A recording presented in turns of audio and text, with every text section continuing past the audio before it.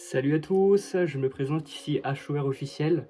Donc voilà, donc ce sera la première vidéo de ma chaîne. Pour vous expliquer tout simplement, voilà, je suis fan de true crime et d'histoires d'horreur, tout simplement. Et ma chaîne a pour but, voilà, de présenter les différentes histoires de crimes d'horreur auxquelles on s'intéressera durant nos vidéos. Voilà, également dans mes vidéos, on essaiera de comprendre et non pas d'excuser, mais voilà, de comprendre les comportements qui ont pu amener à de tels actes, de telles atrocités. À travers mes vidéos, voilà, on essaiera également justement de rentrer dans chacun des personnages à chaque fois, à travers des animations, à travers des musiques d'ambiance et à travers également les différentes ressources que j'aurais pu avoir en fonction du travail que j'effectuerai sur chaque vidéo. Donc voilà, on va pas perdre plus de temps. Là, pour la première vidéo, je vais m'attaquer aux cannibales de Milwaukee. Donc s'il y en a qui ne connaissent pas, voilà, c'est l'histoire de Jeffrey Dahmer. Je vais pas non plus m'éterniser sur le sujet, la vidéo va commencer tout simplement, en espérant qu'elle vous plaira. N'hésitez pas à lâcher des commentaires et à liker la vidéo et partager, ça serait super. Et puis, on est parti. On met les gants. Gants oblige. Pour commencer, Jeffrey Dahmer est l'un des tueurs en série les plus violents de sa génération. C'est l'un des tueurs en série qui a été qui est le plus connu à l'heure d'aujourd'hui aux États-Unis. C'est celui également, c'est l'un des pires tueurs en série niveau violence de ses actes. Il était en particulier célèbre justement pour le fait qu'il soit dérangeant. Il a entre guillemets commis ses actes, on va dire. Il a eu une carrière de tueur en série, si je ne m'abuse, entre 1978 et 1991. Sur ce laps de temps, malheureusement, il a réussi à assassiner 17 jeunes hommes. Car comme vous verrez par la suite, la cible entre guillemets de Jeffrey Dahmer sont malheureusement, voilà, les jeunes hommes et voilà, les jeunes hommes qui sont entre guillemets des proies faciles et qui ne seront pas forcément très très recherchés par les moyens de police malheureusement des États-Unis. Donc voilà, c'était selon lui des proies faciles.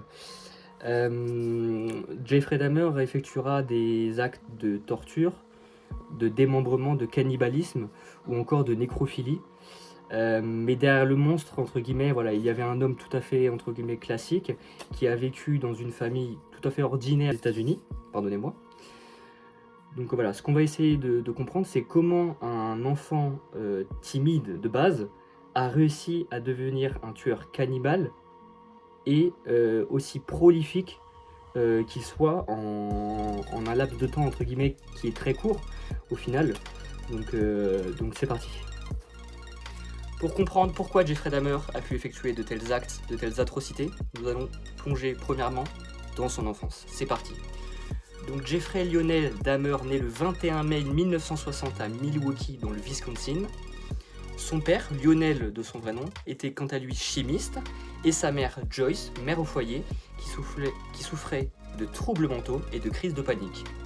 L'ambiance à la maison était jugée instable, se rimait entre disputes, isolement et manque d'affection. Cependant, Jeffrey Dahmer avait déjà montré des signes très inquiétants étant jeune. Effectivement, Jeffrey Dahmer collectionnait par exemple des os d'animaux morts, disséquait des carcasses, s'intéressait à l'intérieur du corps de toutes les espèces. À l'adolescence, ce qui va construire et totalement fonder ses façons de penser et de voir les choses, ça va être le fait qu'il va devenir solitaire. Effectivement, Jeffrey Dahmer, en s'intéressant à ces passions-là, à l'école, se retrouvera tout seul. Effectivement, avec ce comportement-là, il commencera également à avoir des fantasmes violents liés à la domination et un intéressement très important à la mort. Nous voici à la seconde partie, où nous allons s'intéresser cette fois-ci à son premier meurtre. Son premier meurtre aura lieu en 1978, à l'âge de 18 ans, où Jeffrey Dahmer commettra son premier meurtre en ramassant un autostoppeur du nom de Steven X, que nous avons vu passer, je pense, partout dans les informations. Il avait à cet âge-là, il avait à cette époque-là 18 ans. Jeffrey Dahmer l'invita chez lui. Il décide donc de boire un verre. Mais au moment où Steven va décider de repartir de chez Jeffrey Dahmer, sachant que Jeffrey Dahmer voudra le garder pour lui, parce que ça va être sa principale motivation. La principale motivation de Jeffrey Dahmer, ça va être justement voilà, de garder les victimes pour lui et de pouvoir en faire ce qu'il veut par la suite. Va faire le choix de ramasser une haltère et la cogner contre Steven X au niveau de la tête, et ensuite il se mettra sur lui en l'étranglant jusqu'à la mort. Pour se débarrasser du corps, tout simplement, ça sera sa première victime. Il fera le choix de démembrer le corps et ensuite il dissoudra le reste dans de l'acide et dispersera les os dans les bois autour de sa maison. Ensuite, pendant presque 9 ans, Jeffrey Dahmer va faire une très longue pause où justement il ira faire un service militaire pendant 1 an et demi, où il sera renvoyé du service militaire pour des sources qui diraient soi-disant qu'il se serait passé des choses avec son compagnon de chambre à l'armée. Tout simplement. Maintenant, nous allons nous intéresser à la spirale meurtrière. C'est là que je vais rentrer justement dans les informations qui vont être beaucoup plus précises, dont la manière dont Jeffrey Dahmer s'exécute pour pouvoir attirer les gens chez lui, les droguer, les ramener chez lui pour prendre des photos et faire ce qu'il veut des corps.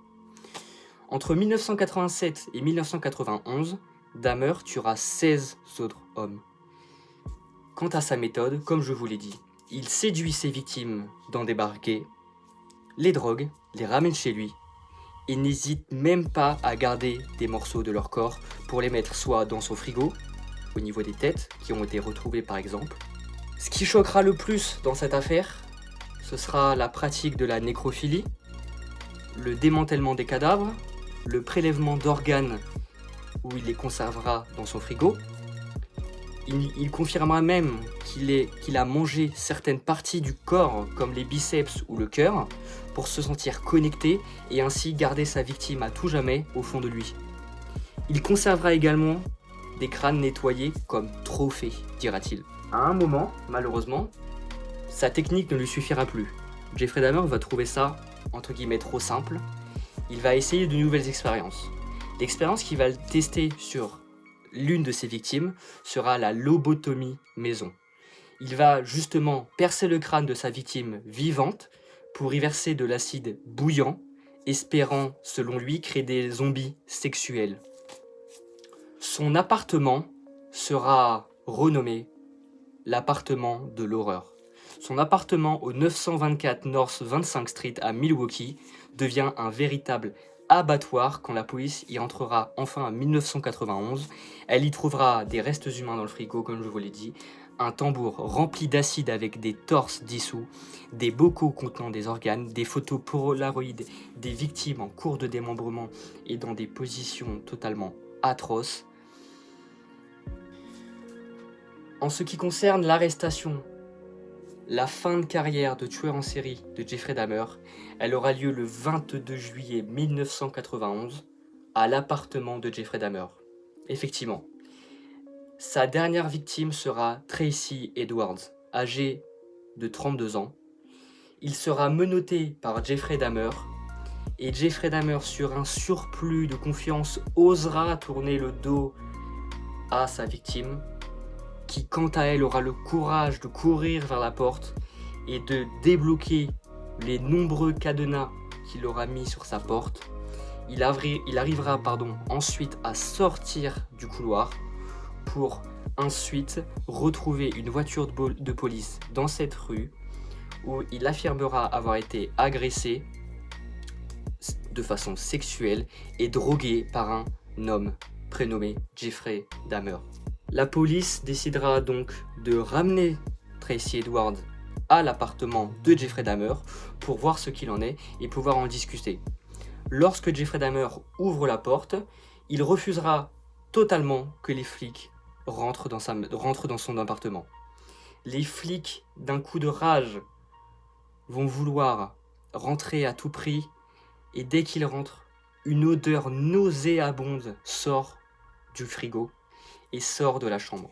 Ils découvrent une scène d'horreur jusqu'à ce qu'ils rentrent dans la chambre, où il y aura des photos exposées de jeunes victimes dans des positions tout à fait horribles et atroces à voir, que les 2 policiers qui ont découvert cette scène ont même déclaré qu'ils n'ont jamais vu de telles horreurs dans tout le procès, quant à lui, aura lieu en 1992. Dahmer, quant à lui, sera un tueur en série qui va tout assumer dès le départ. Lors du procès, il racontera tous ses crimes froidement, sans émotion. Il sera reconnu coupable de 15 meurtres et condamné à 957 ans de prison. Il demandera à être exécuté, mais l'État du Wisconsin, n'ayant pas la peine de mort, ne pourra pas lui donner. Jeffrey Dahmer, du coup, sera incarcéré en prison. Malheureusement, Jeffrey Dahmer, rentrant en prison, devient une cible pour les autres prisonniers, qui se moqueront de ses crimes, tout à fait, en faisant des blagues macabres. Et la mort de Dahmer en prison surviendra le 28 novembre 1994, durant un cours de sport, où Jeffrey Dahmer sera attaqué par monsieur Christopher Scarver, qui le tuera violemment avec une barre de musculation dans les douches, mourira directement à l'âge de 34 ans, avec la tête éclatée. Cependant, Jeffrey Dahmer et son histoire, dite le cannibale de Milwaukee, aura toujours des questions en suspens, malgré le fait qu'il ait totalement coopéré avec la justice. Les différentes questions que nous pouvons avoir: comment a-t-il pu échapper si longtemps à la justice? Pourquoi la police n'a-t-elle pas pris au sérieux les différentes alertes que les différentes victimes ont remontées? Et surtout, comment un être humain peut-il en arriver là, à de telles atrocités, de tels actes? Grâce à cette histoire totalement mondialisée, des livres, des films, des séries ont été faits sur lui, notamment la série Dahmer, qui a été publiée en 2022 sur Netflix, avec Evan Peters, qui est d'ailleurs très bien, je peux vous la conseiller. Malheureusement, derrière ces séries, ces films, derrière cette médiatisation, il y aura quand même 17 jeunes hommes qui auront perdu la vie dans d'atroces souffrances qu'on ne peut ne même pas imaginer. En conclusion, Jeffrey Dahmer restera l'un des pires tueurs en série du XXe siècle que les États-Unis d'Amérique aient connu. Pas seulement pour ses crimes, mais également pour tout ce qui révèle de l'horreur qui peut se cacher derrière un visage ordinaire d'enfant.